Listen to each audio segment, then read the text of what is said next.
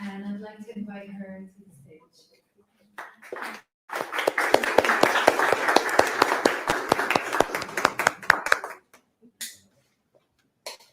Good afternoon, everyone. Assalamu alaikum. It's an absolute pleasure for me to be here with great minds who have shaped the space sector over the course of the last few decades. We get asked the question for the space sector quite often on diversity and the importance of diversity for space, the importance of gender inclusion within the space sector, and how do we move that forward in terms of our agenda. Diversity inherently within the space sector is very important because the space sector thrives with innovation, and that's what diversity brings to the table. If you look from the wide perspective of the space sector as a whole, it is a truly international endeavor. Technologies that are developed within the space program of one country are in one way or another going to impact technological advancements in another country. Scientific discoveries done by one mission are going to shape the scientific questions that another mission from another nation is going to address. And the International Space Station, astronauts from different backgrounds, from different walks of life, from different nationalities, both men and women work together hand in hand to advance our future scientific understanding. And in various platforms, we continue to enhance the equal access of women and men to opportunities, to ensure that the playing ground is level, and to ensure that advancements of opportunities continues at every phase of the career. From the perspective of the Emirates, I can speak of the Emirates Mars mission, where the science team on this mission, the Emirati science team on this mission is 8% women. In terms of the design and development of this mission, the overall mission development team, 34% of them are women. And if I look at the leadership within the Emirates Mars mission team, 50% are women. These are not quotas that we set off, starting with any of our programs and projects. At the end of the day, it's tricky to design and develop space systems, therefore you need the best minds for the jobs that are set out there. But this is a demonstration by which shows that it is possible to be inclusive. And when I look again in the same mission, it is an international collaborative one. It's one that actually embraces different thought processes in both science and technological engineering to be able to deliver this mission on time and on budget. This is just one example of how it's possible by just being open to changing the mechanisms of the status quo of doing business, being open to be inclusive and including people from different backgrounds to strive to move it forward.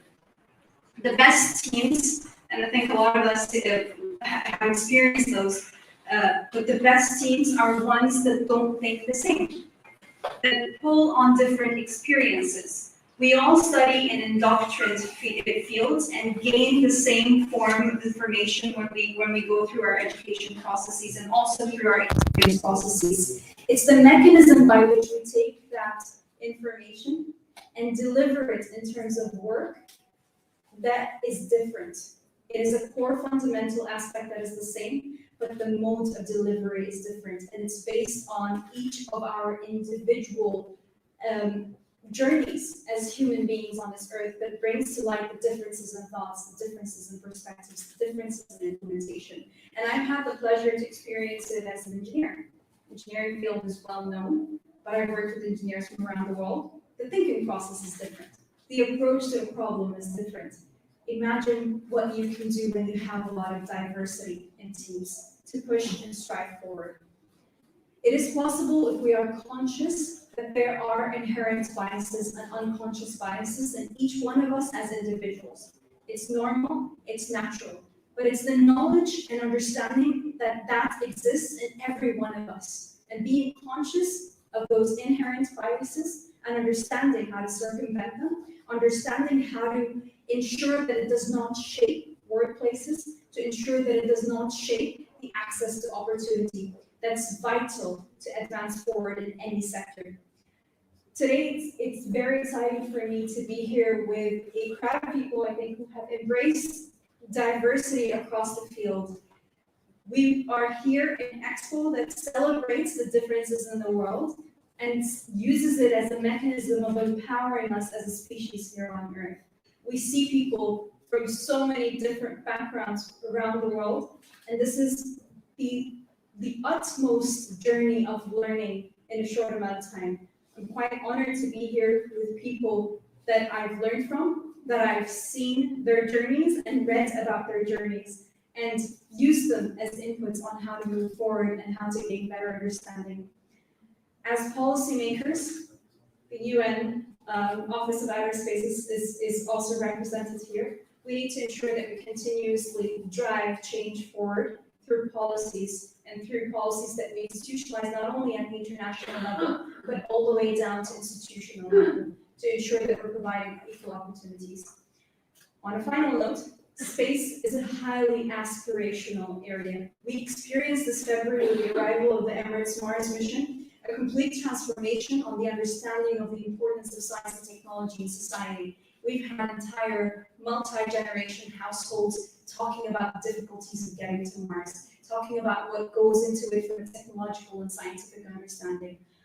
All of that creates inspirations and aspirations in children, opens up the realms of possibility. And this is why I'm really happy that we have the Expo team dedicated an entire week to space, and we see space focused and fostered across all of them. And therefore, within the space sector, we need to all ensure that the message of inclusion is included with this message of aspiration that space brings to all of us.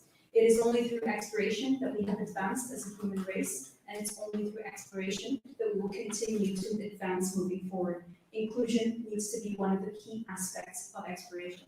Thank you.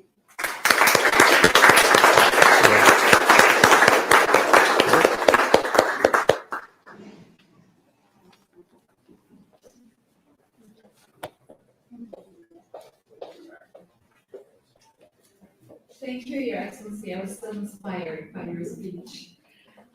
We now have the pleasure to listen to, learn from Dr. Simonetta De Popo, the Director of the United Nations Office I have another engagement. to share a keynote presentation with us. Please.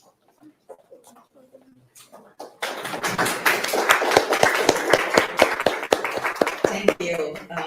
It's really an honor for me speaking to you today and after Minister Sarah.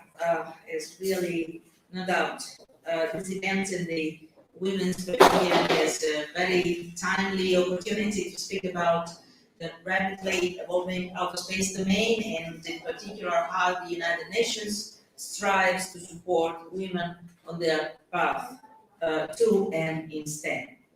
Well, the Office for Outer Space Affairs is almost as old as the space era. It was formed shortly after the first satellite was launched into outer space, because it was formed in '58 and started activities in '59, so just shortly after. We leverage the convening power of the United Nations to facilitate exchange among diverse stakeholders and act as a gateway in the UN for space-related activities in both directions, for and with UN agencies. Most importantly, we help accelerate the fulfillment of the global pledges, including the 17 UN Sustainable Development Goals, through enhanced use of space technology. Simply put, UNUSA fosters an inclusive and diverse mandate with the aim of bringing the benefits of outer space to everyone, everywhere, so that no one is left behind. In this context, we are thrilled to see the space sector is thriving. Innovation is blooming, space economy is growing, and the pace of increase in the number of states that own a satellite is swifter than ever before. There is, however, one aspect that is concerning not only me, but the international community: gender gap.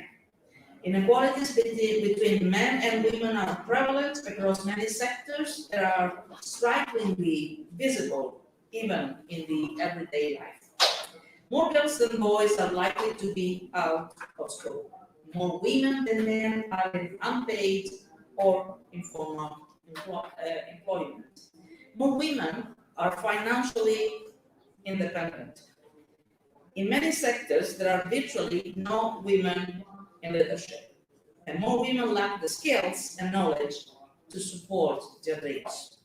Simply laying out these facts fills me with this belief that in 2021, we are still so far in achieving gender equality.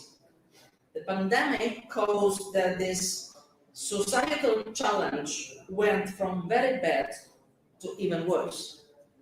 According to the Global Gender Gap Report 2021 from the World Economic Forum, another generation of women will have to wait for gender parity. Closing the gender gap has increased from 100 to 136 years. So despite the global effort anchored in both Millennium and Sustainable Development Goals, we have a long way to go. The space industry is indicative of the slow pace of change. Women are still but a fifth of the aerospace workforce, so 20%, a figure which is really at the same level since decades now. But to improve life on Earth, to meet global challenges, and to achieve the SDGs, we must ensure the equal participation of women across all fields, including STEM and space, obviously. Fields that are known for expanding the horizons by human potential and wisdom draw considerably from diversity. Many studies have shown that the diversity of skills and perspective leads to greater innovation and success. At UNUSA, bridging the gender gap in this field is one of our priorities. We are running the Space for Women project, which is an important program supporting access to space and STEM education for women and girls, in particular for women and girls in developing and emerging countries, but the method that we are following can be applied to everyone. I'm thrilled that with the great support of our partners, we established this global initiative for increasing access to education and jobs for women and girls in the space sector, and provided a platform to support diverse and impactful projects. Regardless of inequalities, we as women, but most important as humans, persevere until change is accomplished. Through the Space for Women project, we call for concrete plans, concrete actions, and concrete results. Therefore, I'm convinced that together we can make a real difference. In conclusion, really, I would like to thank the organizers of this pavilion for the kind invitation. And as I said, I'm really honored to be together with these outstanding speakers. I wish everyone a fantastic day today as we progress towards the session. Thanks again for this opportunity. And please, really, let's work all together to recognize the critical role women and girls play, not only in space, not only in STEM, but in particular in society. Thank you very much.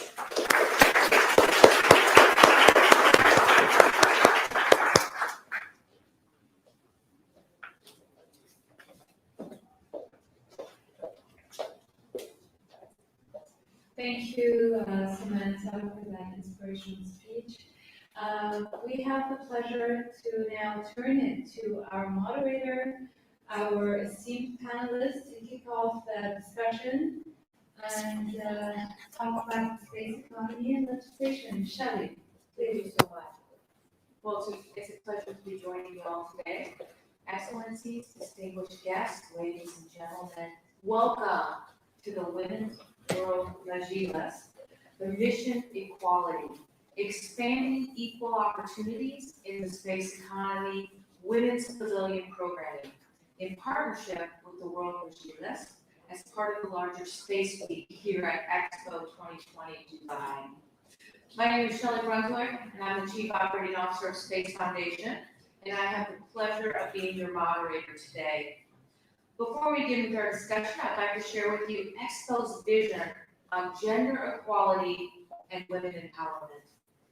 Running from 1 October to 31 March 2020, Expo 2020 Dubai will bring the world together to imagine, design, and build a more sustainable, dignified, and prosperous world under the theme of connecting minds, creating the future, and our 3 sub-themes of sustainability, mobility, and opportunity, Expo is a platform for positive and collaborative change. The UAE's leadership has dedicated itself to ensure that the issues of gender equality and women empowerment is centrally addressed in everything at Expo by highlighting women's participation in leadership across every thematic week at our dedicated Women's Pavilion. Today we gather to recognize and celebrate the central role women have played throughout history until today, and demonstrate that when women thrive, all of humanity thrives. So please allow me to introduce our panelists. Our first panel is going to be really exciting. We're going to talk about the space economy, just exactly what is that, and what are legislative impacts. So joining me, I have Maruška Straw, who is the Executive Director of World Space Week Association from Slovenia. I have Dr. Joel Joseph Marciano Jr., the Director General of the Philippine Space Agency from the Philippines. And I have Ksenia Moskalenko, the CEO and co-founder of Mission Space LLC from Latvia. So we have an interdisciplinary, international, as well as men and women are on our panel today, because men are part of the solution of bringing more women into the space ecosystem. So first, I'll just throw this out and start with you, Maruška, and this is a Vagilis, which means that I'll throw a question out and then everyone is welcome to jump on and add to it and build on the thought and the theme. So Maruška, we just celebrated World Space Week, October 4th through the 10th. The theme was Women in Space.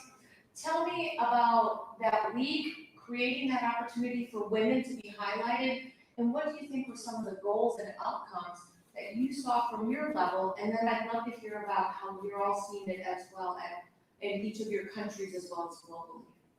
Thank you so much, Ellie. And I would just like to say at the beginning that it's my great honor and privilege to be here on this panel, on this majlis, and to talk to you all, to talk to all of you. And the fact that we can gather in a place like this is proving that we are moving forward and we are moving towards the right direction. As Shelley mentioned, we celebrated World Space Week just at the beginning of October. It has been declared by the UN in 1999, and the dates are set, 4th to 10th of October. October 4th was the launch of Sputnik, and October 10th was the date when the Outer Space Treaty came into force. So these are very important days, and the space community has been gathering for years and celebrate this enormous achievement. Our board of directors decides every year on the theme that we're going to celebrate. For 2021, this theme was very close to my heart, was Women in Space. Our goal was to showcase the accomplishments of women throughout the history, to really showcase and celebrate the achievements, how much women contributed to the space sector in general, also to the sciences. The other thing we wanted to achieve, and I do believe is of great importance, is to provide the younger generation, to provide young women with role models. Shelley, as you know, I am a firm believer in mentors and having a support system of having women that tell their stories and share their experiences so we can learn and compare, because obviously we come from different regions, we're different ages, we cannot all have the same experiences. But the interesting thing is that they're very much alike. So no matter how old you are or where you come from, our experiences as women are not that different. And the fact that we came together in that one week to really celebrate women meant that these stories were shared, and a lot of participants, a lot of countries heard for the first time about the difficulties women are facing when entering the space sector. And I would like to say that we've seen some positive change already. So I am still idealistic. Wonderful. Dr. Joel, what are your thoughts from the Philippines and your stance on how you see women's role in the space ecosystem?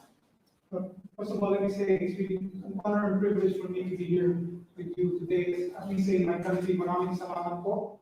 Well, let me say the Philippine Space Agency is a new kid on the block. We're a little less than 2 years old, and I can't think of any better team to start off building up and mobilizing the space agency and celebrating the role of women and contributions of women in space. So it gave us a perfect opportunity to highlight contributions of Filipino scientists and connect them with young women and girls and young boys as well, and to speak more about that and how an inclusive solution finding effort, both in the upstream and downstream of space. As you know, in my country, we use space technologies for disaster risk reduction, environmental protection, and all these other concerns. So an inclusive solution, inclusive theme promotes really a richer seedbed from which ideas are generated and more sustainable solutions and a more vibrant space economy can be built. Fantastic.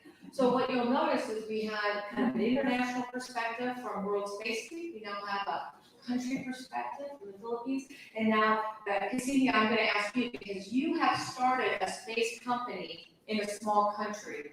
And so I'd like to share with our audience from the entrepreneurial side, how did that progress and what is it like starting a company in a small country? Perfect, thank you so much. So again, it's my pleasure and honor to be here and to have a chance to speak and share my opinion. So yes, I'm the CEO of co-founder of Mission Space. We come from Latvia, a small yet very ambitious country. And I myself, I was born in Russia, I was raised in the USA, and we chose to come to Latvia because for a small startup that is just starting, Latvia is a great place with a lot of resources. So we just became recently associate members of ESA.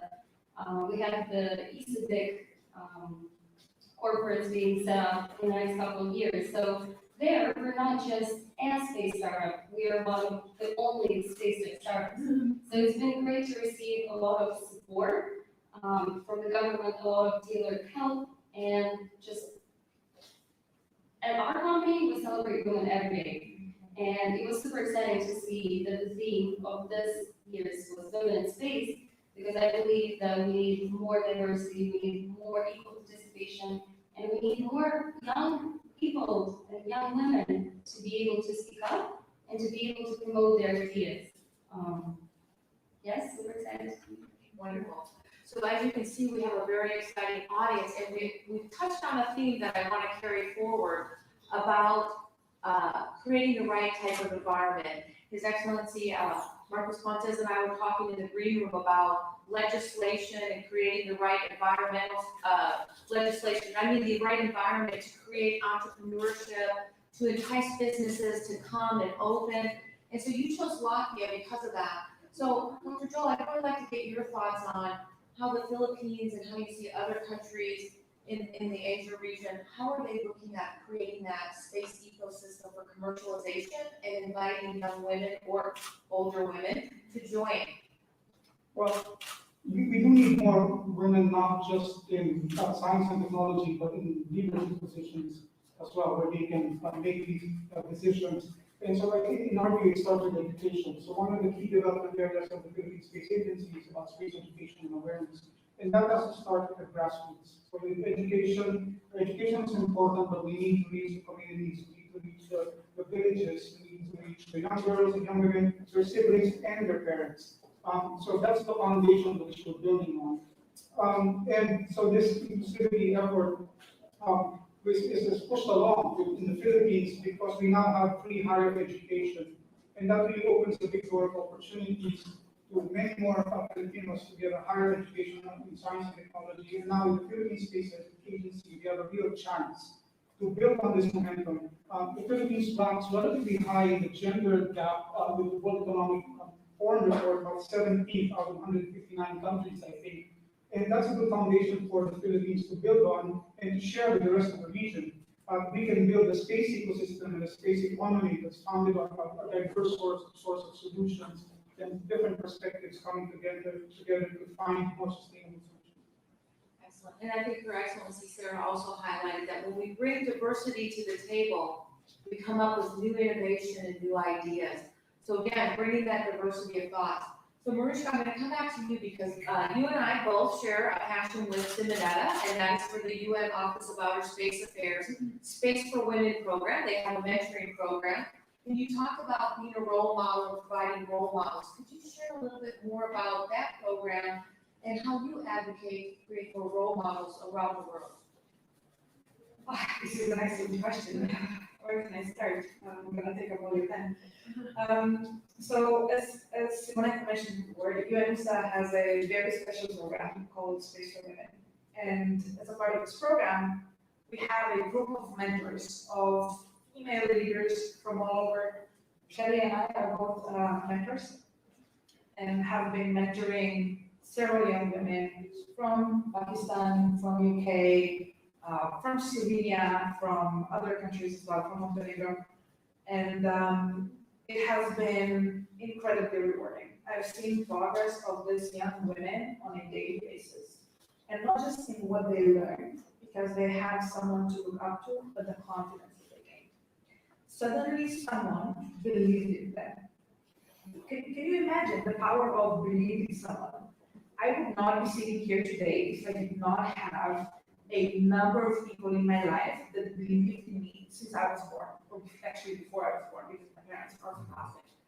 So the fact that, yeah, please tell this to my mother. So the fact that we can empower whoever, right, that we make them believe in themselves, creates a whole generation of empowered people who will share the same knowledge forward. If we do this, we get more women in STEM, we get more well-educated women, we also get more educated men. And when we have everyone more educated, we're gonna have more diversity, more inclusion, and more people working together. That's the ultimate goal. So the other thing I like to highlight is when we talk about being that role model and that mentor. So UNUSA has a wonderful program, but for our audience, Space Generation Advisory Council also has a mentoring program, as does Women Tech Network. And they're not just looking for proteges. We also need you and our audience to sign up and be mentors. In these programs, although they say women in them, they're open to men and women to be proteges as well as mentor the next generation. So I encourage our audience members to sign up to have a mentor and be a mentor. So I do want to pivot back to a little bit of entrepreneurship with Ksenia, because many times the reason I get asked to be a mentor for someone from the New Space for Women program is because they're women who are wanting to start entrepreneurial programs.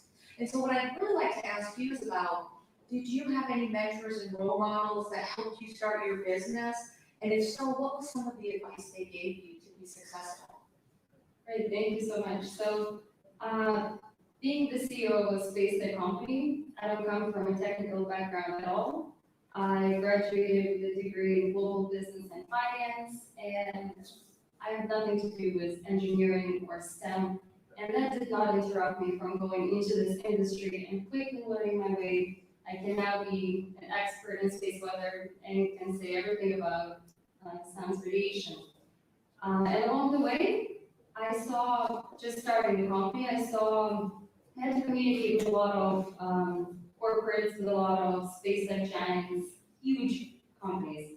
And when you talk with the old space people, I see their concern. I see that they see me as this young, straight out of college girl who's trying to tell them about this constellation and a satellite that's going to change the way we think about space weather.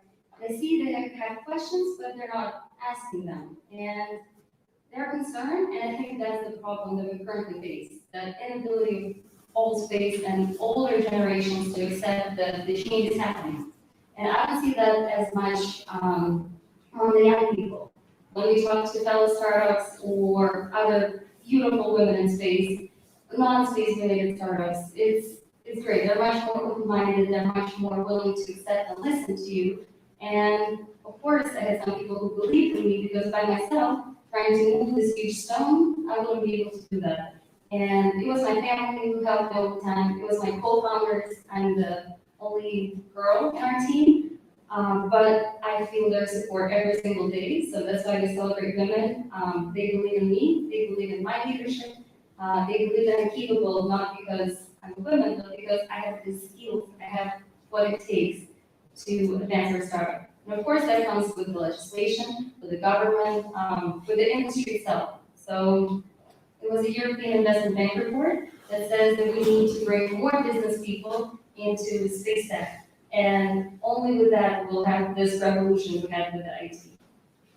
Fantastic. So to share with our audience, many times when we think about space or space technology, we may be thinking about launch vehicles and astronauts. And those are definitely important, as we have an astronaut on our next panel. But space is also so much more. It's about agriculture and food security and managing our resources like water and good weather prediction. It's data analytics and manufacturing, creating a supply chain. I had a wonderful opportunity last night to visit 3D printing and advanced manufacturing. So when you think about SpaceX, they're using additive manufacturing and new methods. So the space industry is really here on Earth. So I wanted to highlight that. And how many astronauts do you have in space right now? Do you have you hired anybody that's working in space? No. So all the jobs that you've created for your company are here on planet Earth. Absolutely. So that's the other part I'd like to highlight. Many times when people think about space,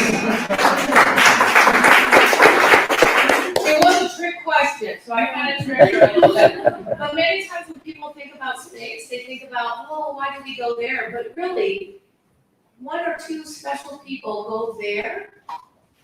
But what we learn by going there is how wonderful it is here on Earth, and we create jobs here on Earth, and we create technology that betters our life here on Earth. So those are many of the goals. And when people think about NASA or the US, yes, we do have a space program, but there are thousands of patents that have been commercialized that have bettered our life here on Earth, such as formulated food. So think of our children that have taken formulated food, or fire retardant clothing. Think about our firefighters, or our children, we tuck in their beds, we want that material to be fire retardant. That all came from the space program. So all of you today are benefiting from that. So with that, that was not necessarily NASA's goal going into their Apollo and Mercury programs. But Dr. Joel, I want to ask you more about the Philippines and some of your goals with your space agency and what you hope to accomplish both as a nation but also commercially. So, in the Philippines, we are in the Pacific Ring of Fire, we're in the Typhoon Belt, and so having a vantage point from space where we have these cameras trained down back towards Earth and studying the environment is a very big capability that we need to develop in the country.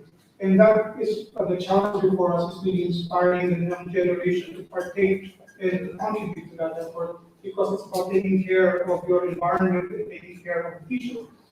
So, as you said, when people think of space, they think of astronauts and space travel. That's natural, that's logical, because it beckons to our, our desire to understand our origins and etc. But then there are many other dimensions, as you mentioned, of space that people feel that we are all living in the space economy. So one of our proximate goals is to highlight that and to make Filipinos and the rest of the world contribute by adding value in space. To make everybody feel that we are living in the space economy and that we are in a position to contribute to it and to have a more inclusive effort in contributing to the space economy. Not just scientists and engineers, but communicators, policymakers, people in business, entrepreneurs. I mentioned communicators are very important because it's a constant outreach effort to the different aspects of society. Now, Marisha, one of the questions I'd really like to ask you, because you do a lot of work with the news and Synodata, is as it relates to gender equality and the space economy, furthering to advance those sustainable development goals. Could you share how we create more gender equality and how does that help us with the SDGs? So let me start at the foundation. Right? We have 17 SDGs. There have been 169 targets identified to reach the 17 SDGs. How many do you think are space related or are directly affected by space technologies? Over 40%. And this is not even counting in telecommunications. So if we count in telecommunications as well, the number is even higher. So the fact is that space technologies help with human rights, with peacekeeping, with transportation, with healthcare, with access to education. we cannot have gender equality if we don't have equal access to education. How would we have gender equality if we do not have access to healthcare? So all these things might not be projects for gender equality, but they lead to it. So we have to think globally, right? Like our actions affect a lot of people. And in the same way, reaching towards SDGs and working on them and founding startups like Ksenia did, reaches these targets. And when we do that, we work for gender equality. Dr. Joel, what are your thoughts on the SDGs and how you're working to achieve those? Well, one of the foundations of the charter of the Philippine Space Agency is considering the sustainable development goals. So as I mentioned, with low poverty, which we can try to solve by having capabilities in space. So it's a constant effort of bringing consciousness to these goals and tying them up with our programs and our projects as we move along. And the business of the space agencies to create these innovations and to make sure that these are sustainable innovations and that therefore becomes that everybody can contribute to that effort. So it is a constant dialogue, not just with our stakeholders, but with legislators and with the business community and industry in creating this ecosystem. So we can all together push for the SDGs. Fantastic. Now, Ksenia, I wanted to kind of ask you a little bit more about being an entrepreneur. How did you come up with the idea for your business? How did you generate the ideation? And then what caused you to say, you know, this isn't just a good idea. I'm ready to take the next step. I really think I can make a business out of this. What caused you to go from ideation to implementation? So actually, I did not come up with the idea of a constellation of nano satellites for space weather monitoring. To be honest, I did not even know that space weather is something that affects us on a daily basis, because the sun emits those coronal mass ejections, geomagnetic storms, and they all have impact not only in space, but on the ground. I had my colleague, who is my co-founder, we studied together at Southern University, and his dad is our CTO. So he's been working to create those huge satellites, those huge detectors for other different missions. And he told us this idea, which was just an R&D project. And we thought, what if we could use our business skills, what we've learned at Satellite, what we've learned so far, to make this from an R&D project into a commercializable startup that has the potential for scale up. So it's been a year and a half. We've been still trying to do the product validation, product market fit, and trying to determine how much and who will be willing to pay for this. But we're still making our way. We already completed support with Flight Heritage, and we're ready to send our first satellites in space next year. So I think it just takes this belief in yourself, believe that this will work, and to not listen to other people who tell you it's not going to work. Because at the end of the day, it's your idea, it's what you do with it, and that's what the young generation wants to hear, that everything is possible if you work hard for it. And yeah. So I think that the great takeaway is both Ksenia and I do not have STEM degrees. That's what I'd like to highlight from this. So I have a business background, I have an MBA, and you have a degree in global business and global business as well. So to be in the space industry, we definitely want STEM professionals, science, technology, engineers, and mathematicians, but we also need project managers and business leaders and financial managers and artists and media and photographers and event planners. So we need everyone to be part of the future global space ecosystem. So there's now an opportunity for all of you to join us. So I'm going to wrap up this panel. I'd like to give each of you an opportunity to have a closing statement. Whoever would, Maruska, would you like to close first?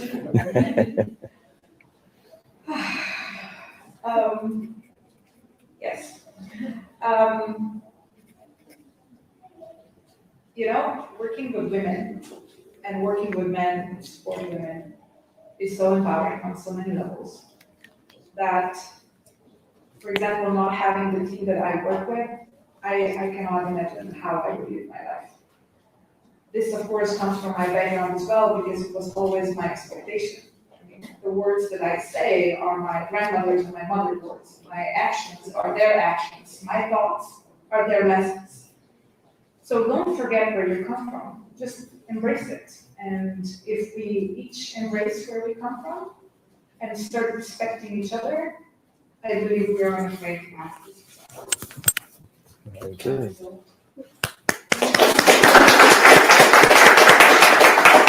Let me say, when I was studying engineering, I tell you the story of our building. It's a 5-story building. With two wings. I'll tell you the story of the No. toilets. Right? There are 10 toilets. And out of the 10, there was like one female toilet in the whole school of engineering. And to find a female toilet, you have to go to the 3rd floor and the west wing, etc. I actually accidentally walked into one, not because I didn't know where to go, but because there was no sign on the toilet. But we've come a long way from that.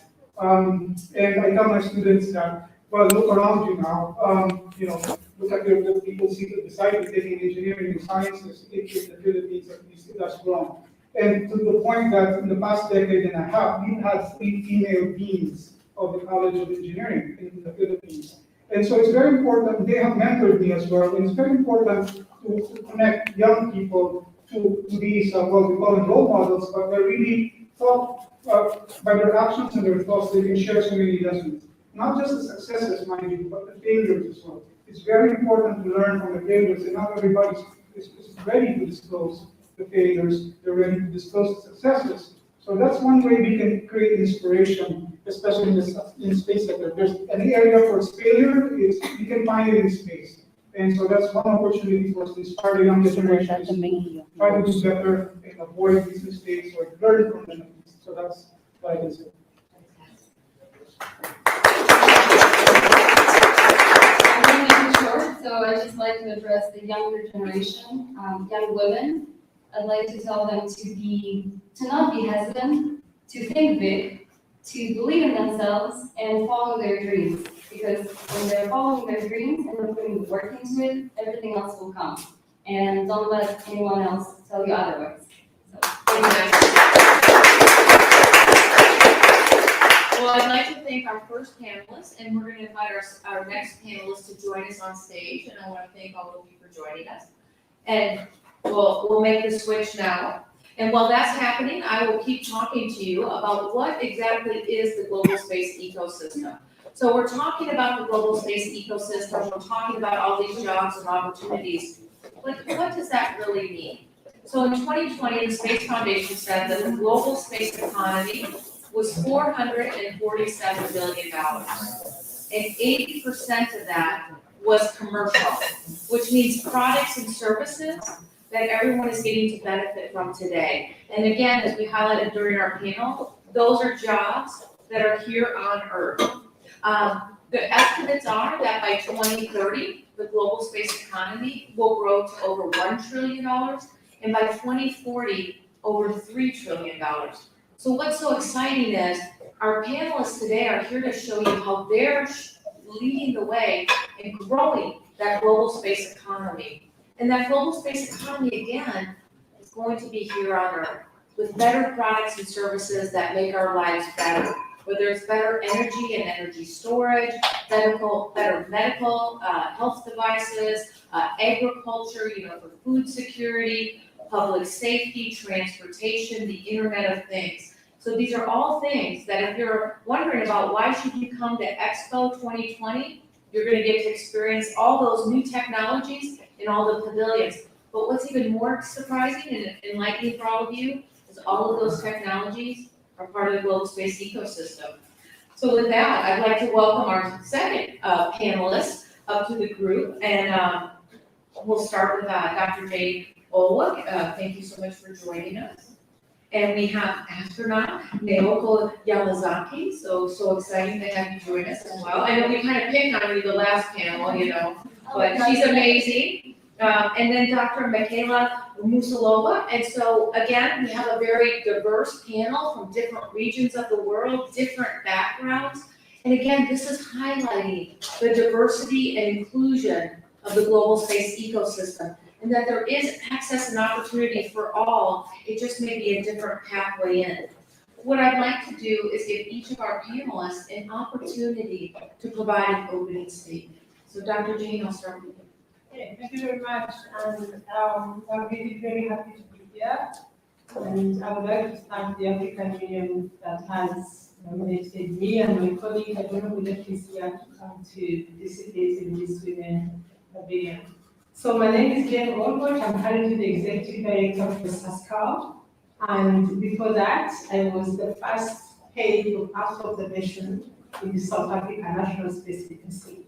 And during that time, I had an opportunity also to serve on the Committee on Earth Observation Working Group on Capacity Development and Data Democracy as a vice chair and later as the chair. It was during this process that I realized, first of all, the disparity in capabilities of different space agencies, but more importantly, the very few number of women that are serving as heads of national space agencies. So I'm really happy to be here, but also to say for me, my love of Earth observation and centers was because of the first images I saw showing climate change, and that is my area. And from that time, I just realized the potential that we have in satellite Earth observation in understanding the environment we live in. Thank you. Fantastic, thank you. So Nyong'o obviously is a fabulous astronaut, but we'd love to hear more about your background. Please provide us with your opening statement. Sure, thank you. Thank you for the kind introduction, Sherry, and it's so my honor to be here with a great panelist. Well, I'm a second female Japanese astronaut, and so happy to be with Marcus, my fellow astronaut here as well. Well, when I was a small kid, there were no Japanese astronauts at home, so I didn't think about becoming an astronaut as a career at that time. But when I was in the middle school, I saw others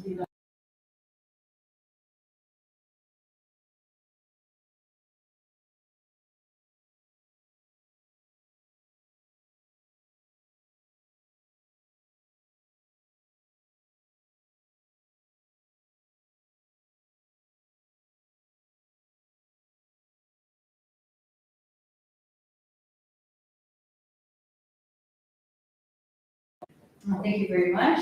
Thank you everyone for having me. It's a pleasure, honor, and I'm so grateful I can talk to you today. So yes, currently I'm the director of High Seas, where I organize simulated missions to the Moon and Mars. Since I'm the director, it's been my goal to open up this facility to the whole world and not just previously used to be more US centered. And I'm very happy to say that over the last few years, we had a huge increase in women participating in our analog missions. So yes, currently I'm the director of High Seas, where I organize simulated missions to the Moon and Mars. Since I've been director, it's been my goal to open up this facility to the whole world and not just previously used to be more US centered. And I'm very happy to say that over the last few years, we had a huge increase in women participating in our analog missions, a huge diversity in the projects and collaborations that we have all over the world. But before that, I'm originally from Slovakia, and I used to be the head of the Slovak Organization for Space Activities, so something like Slovakia's space agency, but it's a non-governmental organization. During my time, we launched the first Slovak satellite. We started up with space engineering programs at several universities in Slovakia, and it's been my main goal to encourage young people to get involved in STEM and space activities, because up until that point, we have had a massive brain drain in Slovakia. About 30% of young people would leave every year. And I'm happy to say that, again, recently things have started to change, and I think a lot of it is due to people like us here on the panel talking about the importance of having not only women involved in space activities, but young people in general pursuing their passions and not letting themselves be discouraged by society or even their very close environment, family and friends, just really following their dreams and trying to do good in the world. Fantastic. So I'm going to pull a theme from the first panel that I want to highlight again on this panel, and that's sustainability. Many times we hear individuals say, why are we going out there? Why are we solving for space? Why don't we solve here on Earth? We have problems here on Earth. But what I've learned is when we solve for space, we also solve for Earth. So Dr. Jane, I know you're talking about climate change and Earth observation, but could you share with us your thoughts about the SDGs and how space helps us solve our sustainability challenges on Earth? Thank you very much. The latest report in the IPCC was very clear that greenhouse gases continue to start despite as it described, very efforts, and we are not going to be able to achieve the World Sustainable Development Goals and also the Paris Agreement targets. And when you look at the climate action SDG 13, it's very important that we really use the information we have, particularly the evidence that we have on climate change, much of it provided by state and observation, because it is actually very clear. So this is just one area that we must and do it well. And also if you look at other SDGs, I think one of our colleagues mentioned that when you solve the gender SDG, you have actually solved so many other. And also the same thing, if you tackle the climate change SDG, you also tackle so many others, because there is so much connectivity and integration between different SDGs. And therefore, because state-led observation gives us this regular and broader coverage images for a very long time, and now we have enough scientists and data experts to show the evidence. I think they have really brought in information that we cannot ignore, but we must just use it to solve those issues. Climate change in particular, and of course, it goes hand in hand with agriculture and water resources and biodiversity and everything else. It's really crucial and to see. Thank you. Naoko, did you want to comment about sustainability as well? Because you obviously participate in policy making, and again, the role of government is to be the leaders in setting the vision and creating the future for where they want their country to go, and then partnering on the global stage. So I think our audience would really like to hear your thoughts on that. Yeah, sure. As Jane mentioned, the evidence is important to understand our status of the art. So the view from space will be helpful to get an evidence. And but not just getting the data, the video data is not good enough. To imply those data to the society and the system is important. So for example, the County graph the satellite to monitor of course, the carbon dioxide, also the vapor, monitoring the system powers. But the Ministry of Space, the Ministry of disaster reduction is different. So we didn't have a system to connect those data in the system. So we need to work so hard to match the system. So working together between the technology and the policy is getting more and more important. So Dr. Michaela, obviously with the High Seas project, you get to see and practice sustainability at every level. So please share your thoughts on that and how space helps us with sustainability and the SDGs.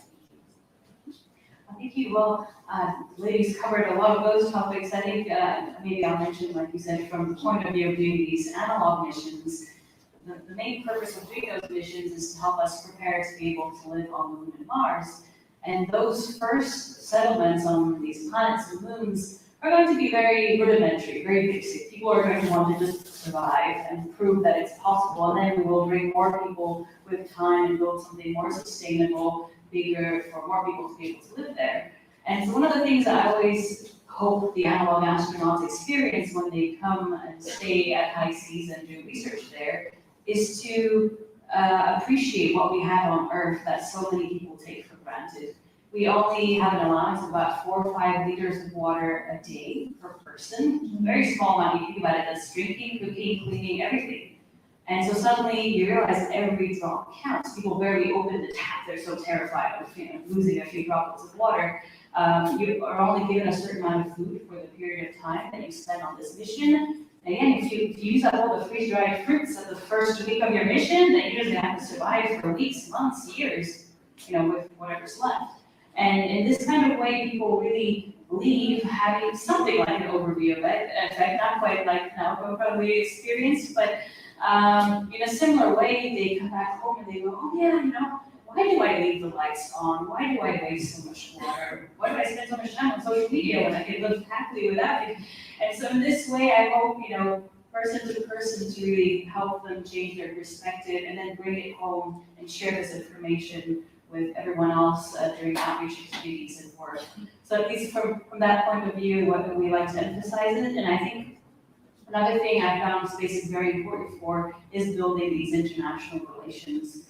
I think we can achieve so much more working together, and it's the most diverse and international crews that I have on missions at high seas that produce the most creative and innovative projects and ideas that they then bring back to their home countries and then build further relationships with other countries.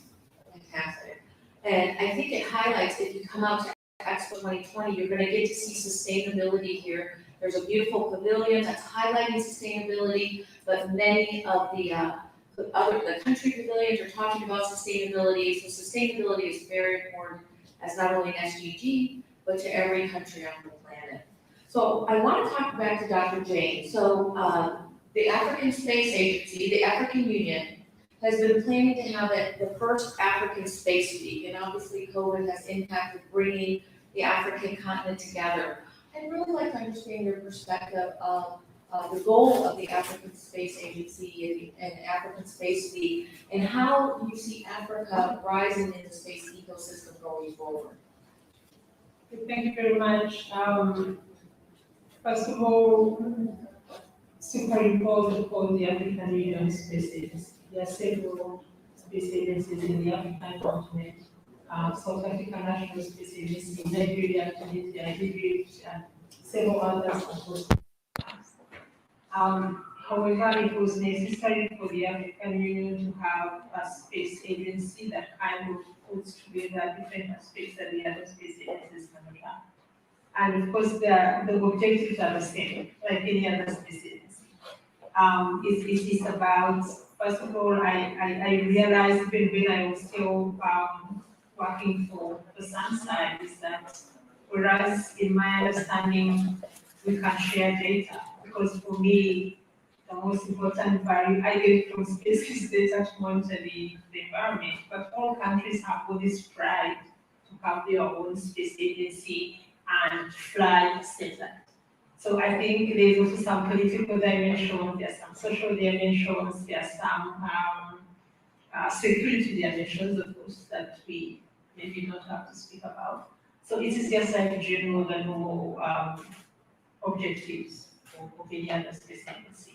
But there are also so many other objectives to try and have an African solution of space agencies and of satellites, so that different parts of the Africa are actually monitored, and without each and every country having satellites. So there are so many discussions happening that I think everybody has realized the importance of Earth observation.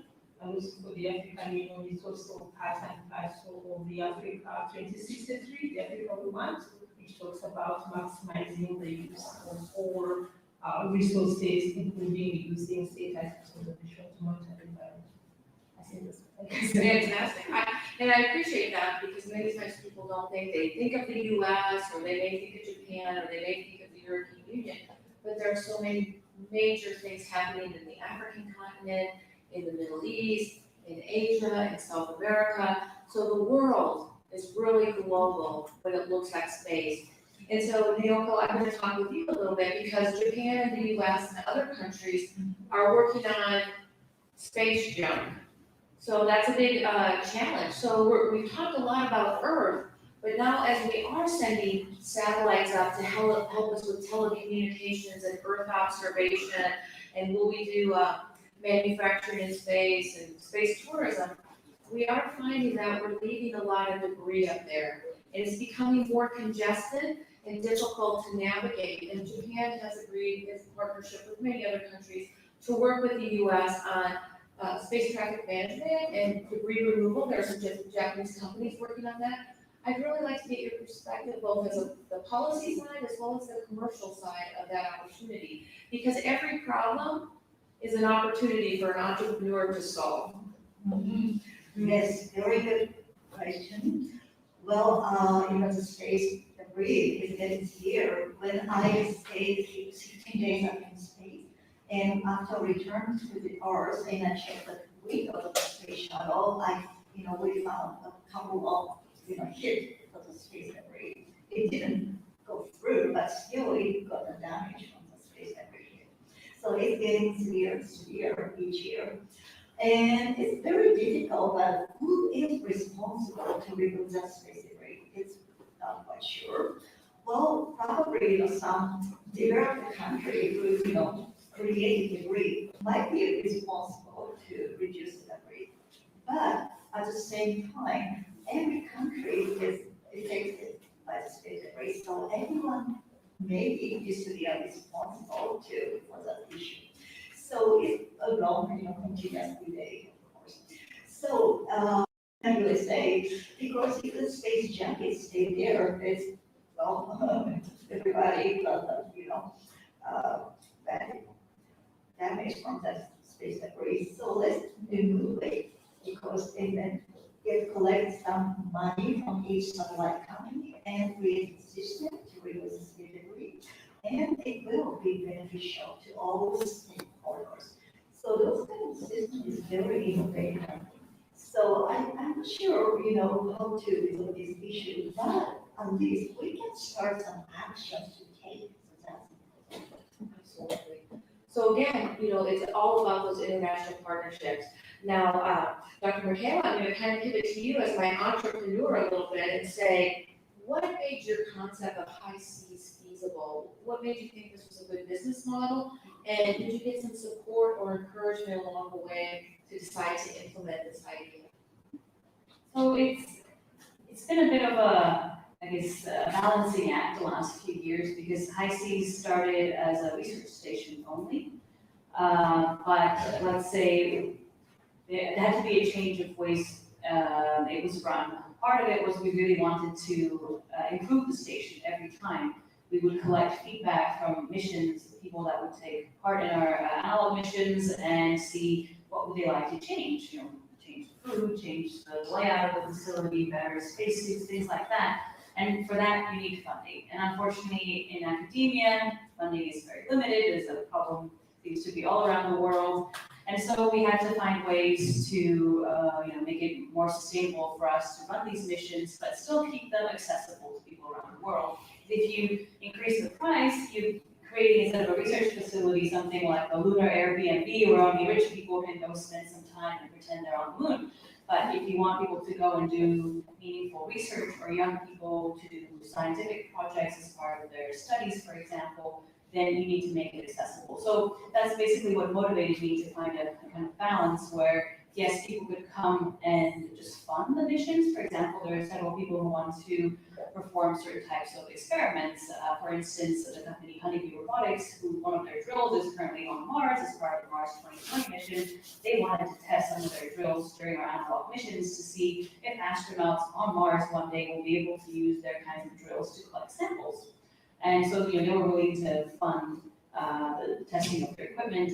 Then there's students who want to come do research there, but they have to get grants because they can't find such money themselves. So we left it be open. So depending on what people are able to provide as funding, we try and adjust it to that. And for very young people, for example, high school students who want to be involved in our missions and they can't pay to go there, and also it may be too risky to take part in such a mission, we allow them to at least design scientific experiments, which we then test during our mission. So our analog astronauts will perform their research, but they're the ones, the mission control on Earth, that are giving them guidance on how to do it. So they can still be involved, even though they're not there in person. So it's all about being flexible and, allowing people to, find ways to make it work on their own, working with them, and just not having a closed mind that will say, no, you're not going exactly by the rules. No. Instead, okay, let's see how we can make it work. It's all about a dialogue. Fantastic. So some of the things we've talked about is also about how are we creating opportunities for all individuals to participate in space. So the Space Foundation, we have a workforce development roadmap we use. It's about awareness, access, training, connecting, and mentoring. So part of today's event is about creating that awareness, and that's what Expo 2020 is doing. It's allowing individuals to come out and see through the various pavilions how space is part of our life every day. And once you're aware that there's an opportunity now, how do we create an access point for you to come into the space ecosystem? So I'm just going to throw a question out to all three of you, and we can just have a little discussion about it. How do we ensure women are taking those leading roles and shaping the space economy sector, thinking about that access, awareness, and how are they having that opportunity to be more included in the space economy? Thank you. I just want to share with you a report, I think it's a lawyer report that looked at women in science. And one of the important conclusions they made is that the interventions that are happening now are happening too late. Because when they looked at the number of boys and girls in primary school, they said when they go to high school, it almost becomes 65 and 35. As soon as you go to university, it's about 75. And then we know that most interventions are taking place at the university level, and that is too late. So we can never have more women in leadership positions when we already having so many of them, so few of them that will take up those positions. So interventions have to be done early time for us to have this number of girls that have become women and take up leadership positions. Then, of course, in my opinion, I think the world is so unequal in very many ways are not. And we cannot be able to solve the gender numbers in science when we still have so many other inequalities. So it's a very multifaceted and complex issue that has to be done at the same time with other quality things that are happening. But at the same time, I also think there are several opportunities that we need to talk about to bring awareness. There are several programs that are offering like degrees in women, even African Union has, that people have spoken about that. So a lot of awareness and increasing and making sure that girls, young women take up this position. Then of course, several universities have started mentoring and also giving young women opportunities because it gets very difficult at universities, for example, in the developing countries where a woman has finished her master's and she wants to go and do her PhD. But at the same time, in most cases, she has started a family and then she has to look after the kids. Then it becomes so complicated. But they have come up with an idea where a temporary lecturer is actually recruited so that this young lady can now pursue a PhD. So there is a lot of things that are happening, but I think we need to go to the root of the whole things. That is, and of course, the inequality, the cultural aspects, the social, all those have to be done hand in hand for us to really have these numbers. Thank you. So Naoko, the same question, how do we ensure women are taking those leading roles in shaping the future space economy? Yes, thanks, Jerry. Well, first of all, I totally agree with Jane, but early education is important.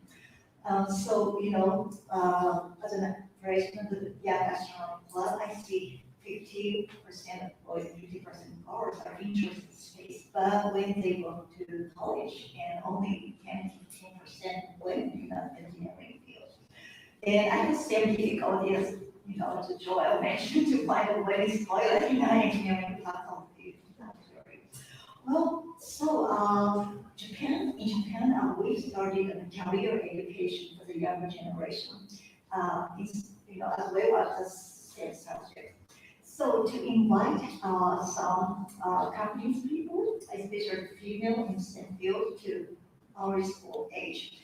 Then they talk about their careers, how they started in STEM, and how it is evolved, and how their leadership is working in society. So those kind of career education takes time, but I hope it is really innovation. And also, we have an unconscious biases sharing mentioned. So I'm learning a lot actually from each of you in career. So the mentoring system is very important, I guess.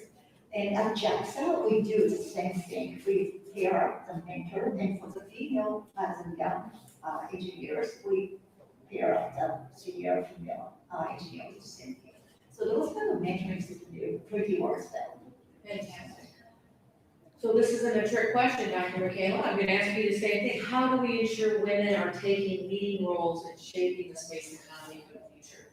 Well, previous ladies on the previous panel have made excellent points, so I think I'll add a slightly different perspective. It's also been touched upon, and that's the outreach work. I've been doing that for over a decade now at home. I'm something like a public figure. And I never really wanted to do that at all, but every time I would go give a presentation or appear in a media interview, I would get so many young people, boys and girls, reach out to me going, oh, how did you get involved in space? And can I do it? Can you give me advice? And then the more I would do outreach activities, I would find more and more people of all ages would be like, oh, it's so great that you followed your passion, your dream, and I wish I had done that. And I'm like, it's never too late. You should always go follow your passions. You'll only be happy really in life when you do that. And so by doing outreach now for over a decade, I can really see tangible results, especially back home in my country, Slovakia, but now I do outreach on a global level. I have people reach out to me from all over the world. I try and do mentoring, as was previously pointed out, is extremely important. And Will be speaking from the podium in 2 minutes. Okay. Anyone can really After do this. anything they want if they really Shelley would go for it. mention that the panel ends and then we will go directly to the podium. Okay. Thank you. Put off when there are obstacles along the way, because it's always gonna be Can I obstacles. personally ask a photo with you afterwards? Say again? Can I personally ask for a photo with you afterwards? Okay. And then, but I think just people, especially young women, they need to see role models. They need to see people that have achieved what they hope to achieve. Otherwise, it seems like it's almost impossible. And so I think, having people like us talking in this kind of way, sharing our stories, shows to others that, where there's a will, there's a way, and it helps. And for example, I see the more women I would have involved in our missions, I would then later hear that it was other women, because they saw someone similar to them doing things like being an analog astronaut, that really encouraged them to apply. And so actually, sometimes it's just leading by example, just showing that we can do it, that really helps encourage others to want to join in. Absolutely. So again, I share with you that workforce development roadmap from Space Foundation, awareness, access, training. So you may want to come into the space industry, but you may require the right training. Is that a certificate? Is that an internship? Is that a degree? It's called Building Your Networks. There are great organizations out there, World Space Week, Space Generation Advisory Council, Women in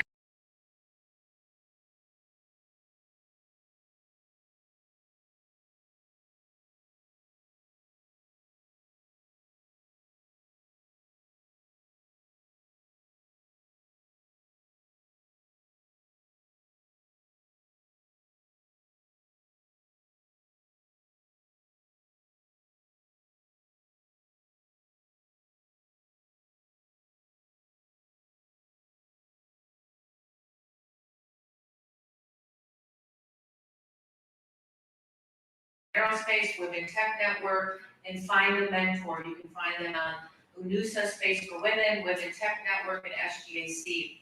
And with this, I'm going to ask our panelists if they'd be kind enough to provide their closing comment, because Input with diversity is extremely important for your mission and for moving the world forward. Thank you. thank you. Neil, any closing thoughts? Sure. Well, first of all, I'd like to express my gratitude for all the efforts, many people have dedicated to solve this issue in the early days. So thanks to those efforts, it's getting better, and now it's our responsibility to make it better. And space is for everybody. Space teaches you everything you need, equality and sustainability and resilience. So knowing about space leads you to understand better about our own planet and leads you to understand better of yourself, where we come from and where we should go. So I really encourage each of you to be a part of the space sector, and I'd like to say thank you. Thank you so much. Dr. McKayla, your closing thoughts? I would also like to say thank you very much for the opportunity and this great discussion. It's been really wonderful and very motivating as well for me. I would like to share maybe just one experience and a learning lesson I have from the various missions I've been part of. I've now led over 30 analog missions as the commander of crews from all over the world. And I found that definitely diversity in not only where everyone is from, but their backgrounds, having artists and crews have actually really helped increase the creativity of the crew and problem solving, things like that. And I found that the human part of space missions It can be the weakest link if we don't work well together, if we don't respect each other's differences, if we don't communicate well. But if we do communicate well, if we're empathetic and understand that everyone has a different point of view, comes from a different background, the human element of space can actually be the strongest link in space missions and lead to successful not only experiences, but amazing projects on a global level. So hopefully that will help inspire you as well to think with the inclusivity and international cooperation. It says, why do I do what I do? And I share with everyone, my why every day is how can I help change the world and make it a better place? And joining the amazing, I'd say ladies, but ladies and gentlemen who joined us for our amazing panel today, highlighted the opportunities for you and our audience to join us in the global space ecosystem. And together, we can all change the world. So I want to thank our panelists.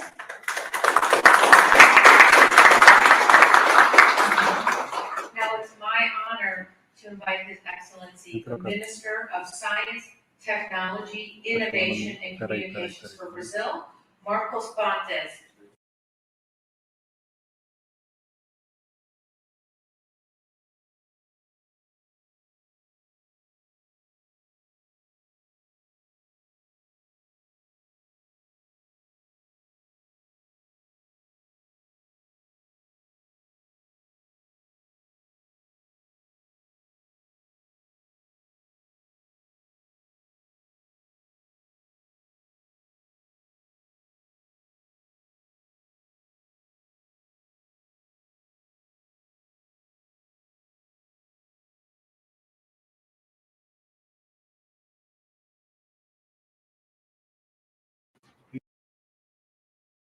which change our perception, and life goes this way, and then we have our dreams, and we soon realize that, well, I need other people to work with me and to be able to fulfill those dreams. And this is the important realization that we have at the beginning of life.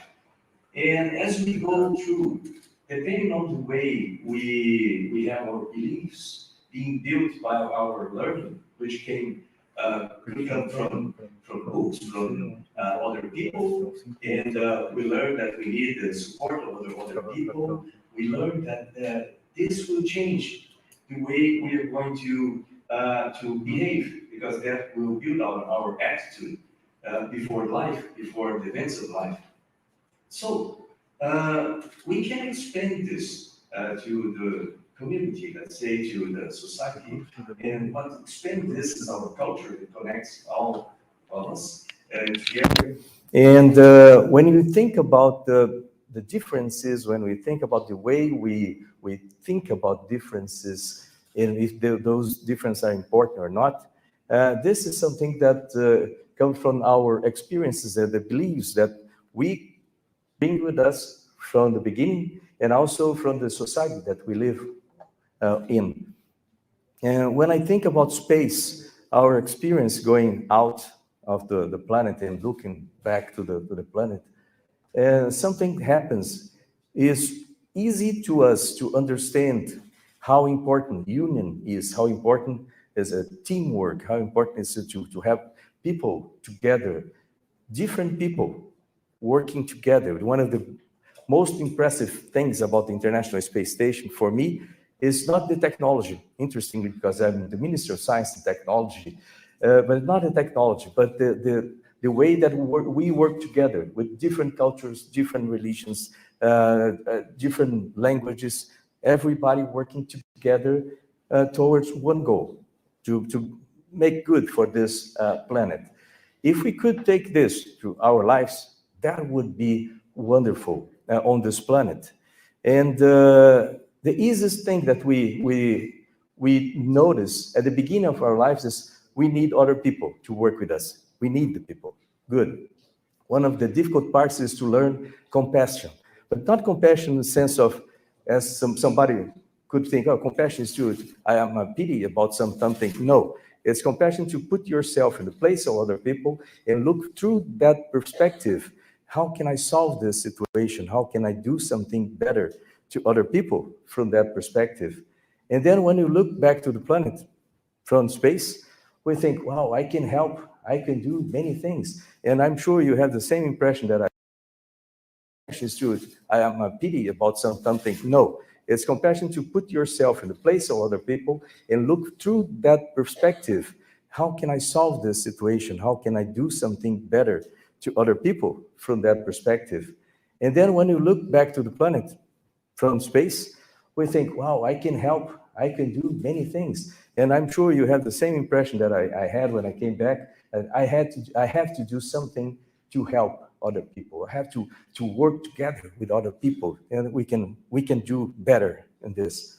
And the COVID pandemics, I believe, has demonstrated with all the details how important it is to work together, to share knowledge, to be compassionate about other people, to work thinking about what I do here can help, or what I do here can be a bad thing for other people. And I believe this, all that we're talking here, is connected with this. We are just one humankind. So we have to work together. We have to have the entire team playing, as Simonetta said. We have to have the entire team, not have half of team playing and other one sit on bench just waiting. So we have to work together. When we go to space, it's good to have the entire crew, right? Men, women, everybody from different nations. I believe this. And I believe this place here is a very good example of this. Everybody together from different countries, working together. And when we see that beautiful dome in the middle there, I believe this is the connection of everything. We have to be this connection. Thank you.